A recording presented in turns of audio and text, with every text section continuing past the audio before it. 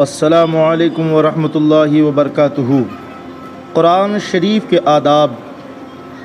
مسئلہ قرآن شریف زور سے پڑھنا افضل ہے، جبکہ کسی نمازی یا بیمار یا سونے والے کو تکلیف نہ پہنچے۔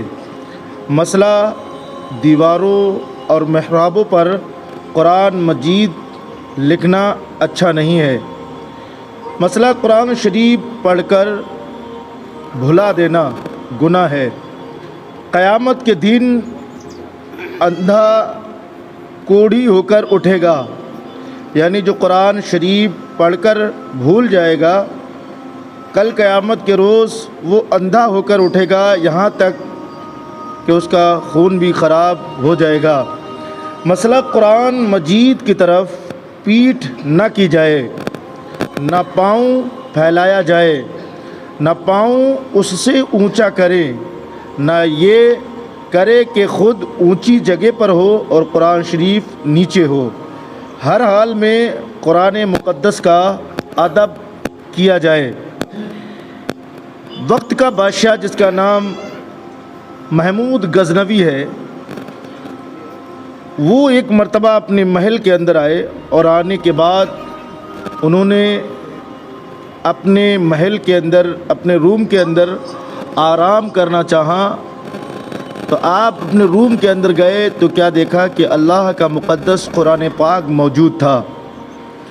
آپ کے دل میں خیال آیا کہ اس میں آرام کی جائے اور اللہ کے مقدس قرآن کو اس کمرے سے اٹھا کر دوسرے کمرے کے اندر رکھ دیا جائے۔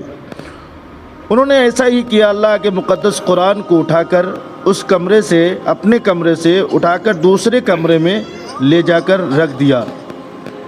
پھر اپنے کمرے میں آرام کرنے لگے۔ دل میں خیال آیا کہ میں نے اپنی آرام کی خاطر اللہ کے مقدس قرآن کو اپنے کمرے سے نکال کر دوسرے کمرے میں رکھ دیا۔ یہ دل میں خیال آیا۔ پھر آپ نے کہا ایسا نہیں، بہتر ہے، بہتر یہ ہے کہ جہاں پر اللہ کا مقدس قرآن رکھا تھا وہیں پر رکھا جائے۔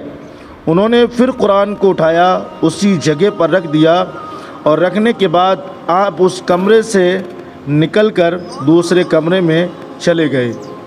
کچھ دنوں کے بعد ان کا جب انتقال ہوا تو کسی نے خواب میں دیکھا کہ محمود غزنوی بادشاہ جنت کے محلوں کے اندر موجود ہے۔ جنت کے محلوں کے اندر موجود ہے تو خواب دیکھنے والے شخص نے معلوم کیا کہ اے محمود غزنوی، آپ کو اللہ نے یہ مقام کیسے عطا کیا؟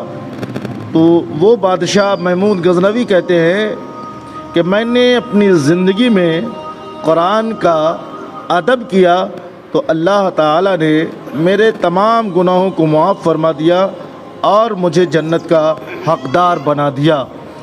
سبحان اللہ، یہ ہے قرآن مقدس ادب کرنے کا مقام۔ لہٰذا جہاں تک ہو سکے قرآن کا ادب کیا جائے۔